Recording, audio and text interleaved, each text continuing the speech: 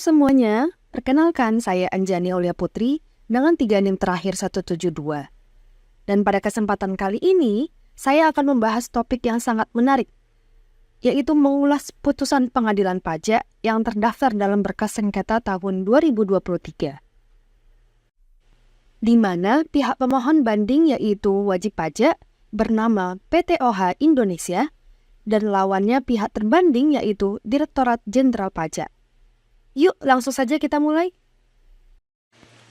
Soal pertama, mengenai sengketa pajak yang diajukan wajib pajak. Jenis sengketa dan tahun pajak. Sengketa ini berkaitan dengan keberatan wajib pajak atas surat ketetapan pajak lebih bayar pajak penghasilan untuk tahun pajak 2020. Nomor dan tanggal ketetapan. Surat ketetapan tersebut diterbitkan oleh KPP Mandya Bogor pada tanggal 26 Agustus 2022. Lalu dasar pengajuan keberatan dan banding. Wajib pajak mengajukan keberatan melalui surat keberatan pada tanggal 18 November 2022 dan kemudian mengajukan banding pada tanggal 14 November 2023 setelah menerima keputusan Direktur Jenderal Pajak pada tanggal 23 Agustus 2023. Dengan demikian, sengketa ini tidak hanya menyangkut angka perhitungan pajak saja, tetapi juga pemenuhan persyaratan administratif dan formal yang diatur dalam Undang-Undang KUP dan Undang-Undang Pengadilan Pajak. Soal kedua, tahapan pemeriksaan apa saja yang dialami wajib pajak? Jadi, sebelum mengajukan banding, wajib pajak telah melewati beberapa tahapan pemeriksaan. Yang pertama, penerbitan SP2 atau Surat Perintah Pemeriksaan. Lalu selanjutnya pemberitahuan pemeriksaan. Setelah itu pertemuan dan peminjaman dokumen. Proses ini dimulai dari pemeriksaan dokumen dan transaksi yang dilakukan oleh KPP Mandya Bogor. Lalu selanjutnya proses pengujian, pembahasan temuan sementara, selanjutnya SPHP dan pembahasan akhir hasil pemeriksaan, lalu dilanjutkan dengan pengajuan QA atau Quality Assurance, lalu terbitlah laporan hasil pemeriksaan. Dan yang terakhir yaitu penerbitan SKP atau Surat Ketetapan Pajak. Nah, setelah SKP diterbitkan, wajib pajak dapat mengajukan keberatan. Jika keberatan tidak diterima atau masih tidak puas dengan keputusan, barulah WP bisa mengajukan banding ke pengadilan pajak. Lalu wajib pajak di sini yaitu PTOH Indonesia mengajukan keberatan secara administratif melalui surat keberatan pada tanggal 18 November 2022 yang merupakan upaya penyelesaian sengketa secara internal sebelum melangkah ke proses banding di pengadilan pajak. Setelah keberatan tidak membuahkan hasil yang diharapkan, wajib pajak mengajukan banding pada tanggal 14 November 2023 dengan memperhatikan ketentuan formal, seperti pengajuan dalam bahasa Indonesia, batas waktu 3 bulan sejak diterimanya keputusan keberatan, dan penyampaian alasan yang jelas.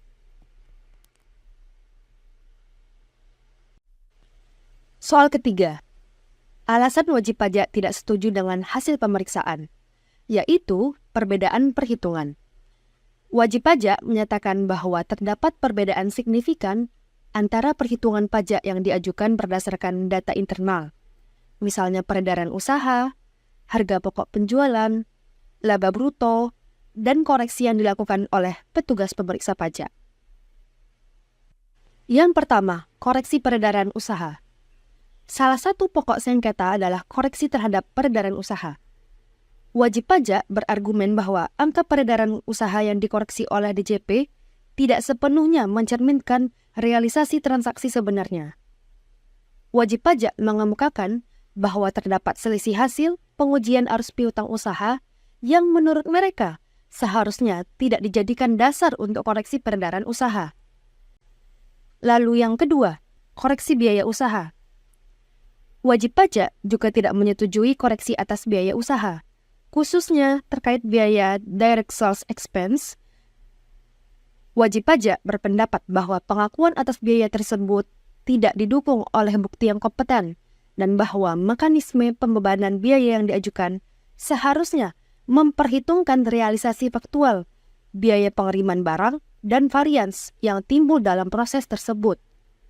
Dengan demikian, keberatan wajib pajak didasarkan pada argumen bahwa angka-angka yang dikoreksi tidak akurat dan tidak sesuai dengan kondisi keuangan serta bukti transaksi yang ada. Soal keempat. Apa tanggapan dan alasan DJP melakukan koreksi atas pokok-pokok sengketa pajak tersebut? Poin 1. Pengujian arus piutang usaha. DJP melakukan pengujian arus piutang usaha untuk memastikan bahwa seluruh peredaran usaha telah tercatat secara akurat. Hasil pengujian ini menunjukkan adanya perbedaan yang signifikan antara laporan wajib pajak dan data hasil pemeriksaan, sehingga koreksi peredaran usaha dilakukan. Poin kedua, koreksi atas biaya usaha. Koreksi terhadap biaya direct sales expense dilakukan karena DJP menilai bahwa biaya yang diajukan wajib pajak tidak didukung oleh bukti yang memadai.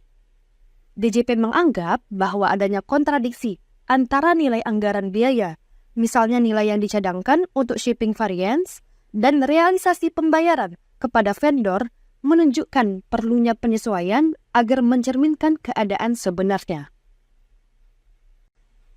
Nah, dasar hukum koreksi ini, DJP merujuk pada ketentuan pasal 4 ayat 1 Undang-Undang PPH dan pasal 12 ayat 3 Undang-Undang KUP sebagai dasar hukum untuk melakukan koreksi atas data yang dianggap tidak sesuai. Sehingga, angka-angka yang dihasilkan merupakan refleksi yang lebih tepat dari kondisi keuangan wajib pajak. Dengan dasar pemeriksaan dan bukti dokumen yang diperoleh selama proses, DJP menegaskan bahwa koreksi tersebut merupakan langkah yang sah dan sesuai dengan prosedur perpajakan yang berlaku.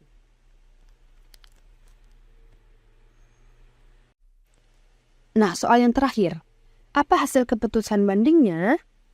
Setelah memeriksa argumen dan bukti dari kedua belah pihak, pengadilan pajak mengambil keputusan akhir dengan poin-poin sebagai berikut.